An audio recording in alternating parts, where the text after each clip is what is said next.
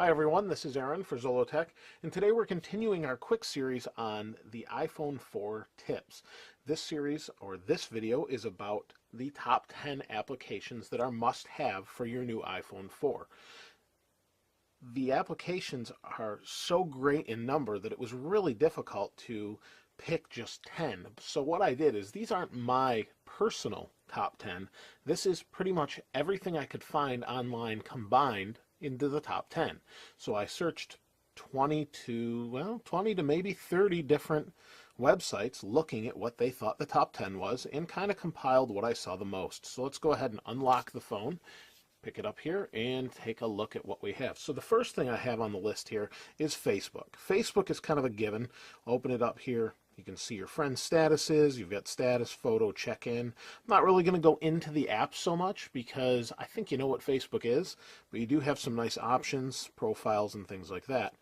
You can send your photos, your videos, mark where you're at. You know what Facebook does at this point, probably. So I'm not going to go into that at all. So let me go back out of this. The next thing on the list would be Twitter, and you can see I have Twitter right here.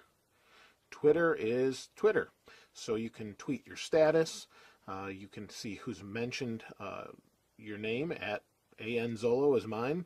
Direct messages. We have a search feature which also loads the trending or the current trending news right here. And then we have some more options. So that's number 2. Number 3, now these aren't in any particular order. I just thought I'd list them. Number 3 would be Netflix. Netflix, if you have a Netflix account, you can watch this on an iPhone or iPad, and it syncs up between here and the web. So if you started watching a show such as Mythbusters or whoever, or whatever rather, you can watch and leave off where you were originally. So let's go into here again. So lots of stuff for my kids, but basically you have all of your different options. You can search, you've got genre, instant queue, all those things, and you can watch different series, and they list them. I'll go into here, and you can see you can play, add to instant queue, that sort of thing. So that's really it for Netflix. Very simple, but works great, and like I said, syncs between your internet. So if you're watching it on anything from an Apple TV to, well, here, they're all in sync where you left off. So that's a really nice feature. The next one we're going to cover I have under my utilities folder, and we'll cover those in a different one as far as navigating and using the iPhone. We have Skype. Now Skype, as many of you probably know, either can be used as a chat service or a voice service back and forth over voice over IP. So I'm signing in. It takes a moment. And Skype is a really nice application in that it's just that. It's Skype. So contacts, requests, chats, you can call someone, there's history and my info, and that's basically it. It's a really nice application. There's a horrible picture of me.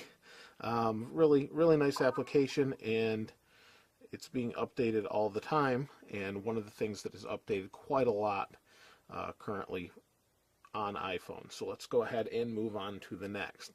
The next application I can only show you a little bit of just because it has a lot of copyrights associated with it, so it's music related, and that's Pandora. Pandora came up on every single one I looked up that on different sites that said what the top 10 must-haves were.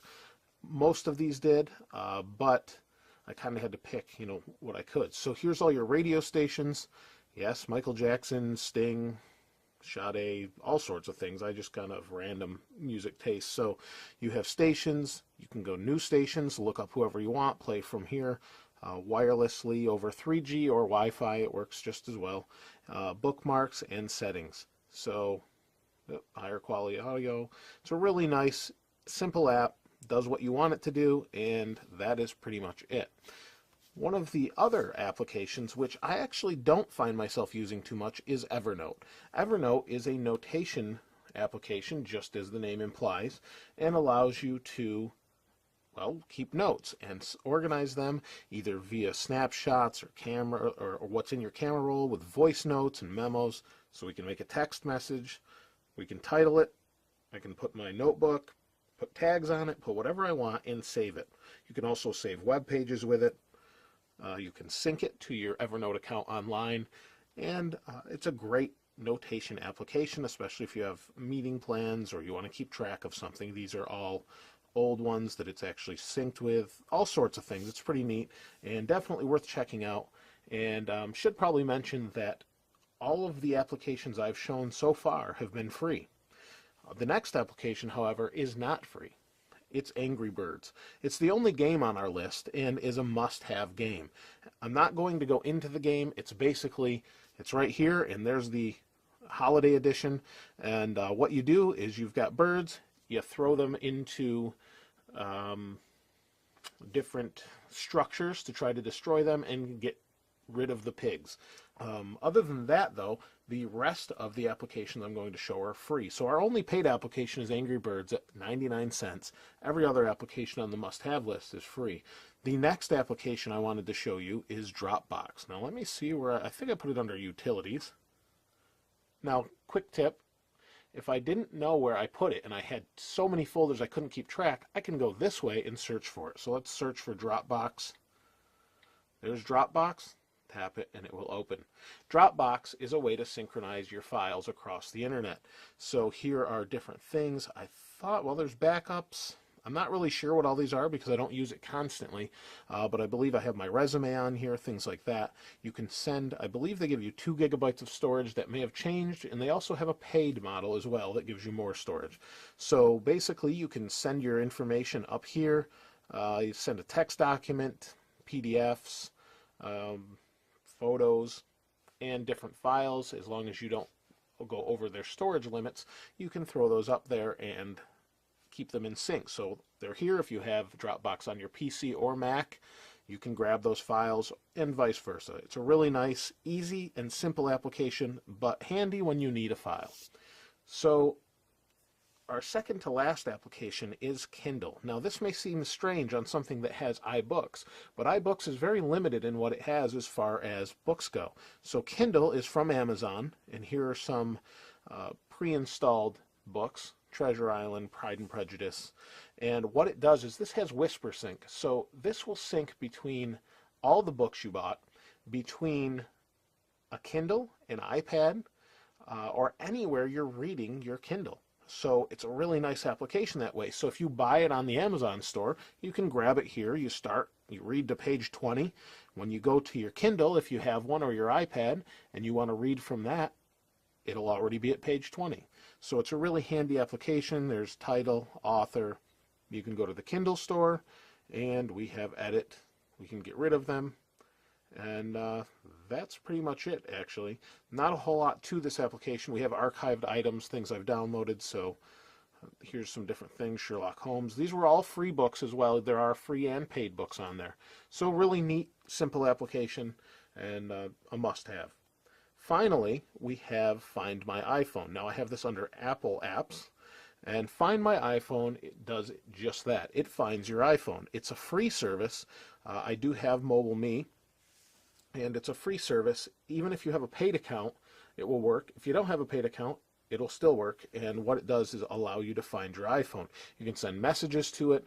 You can, and let me put in my password quick off screen here so you can see.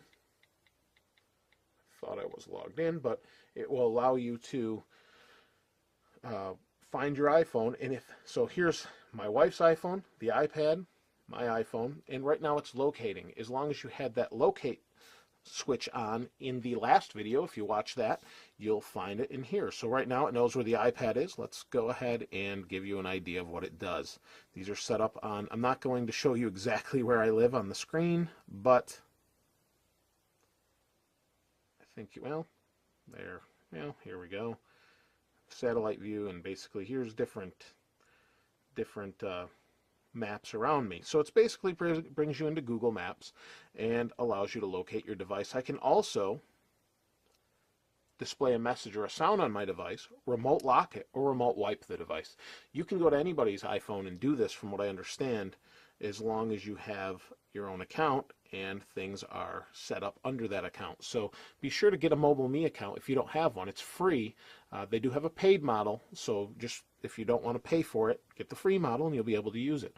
So I could go on and on and on. There are so many applications, hundreds of thousands, as you well know, and growing every day, if not, who knows what number they're at now. We know they've sold 10 billion plus at this point, so growing every day. I have my own favorite personal apps. These were the ones I found to be most prominent on the internet under different lists. So let me know your favorite app if you have an iPhone, or what you intend to use. Most of those are free, like I said. The only one that cost was Angry Birds, well worth the $1. And like I said, there's so many other ones. As you can see, I have Bible and Siri and the remote, and there's so many different things, and what you'll find is you're going to end up with pages and pages of apps. And we'll talk about managing our pages and the overall interface in another video. Thanks for everyone who watched. Please subscribe and comment. I appreciate that. This is Aaron. I'll see you next time.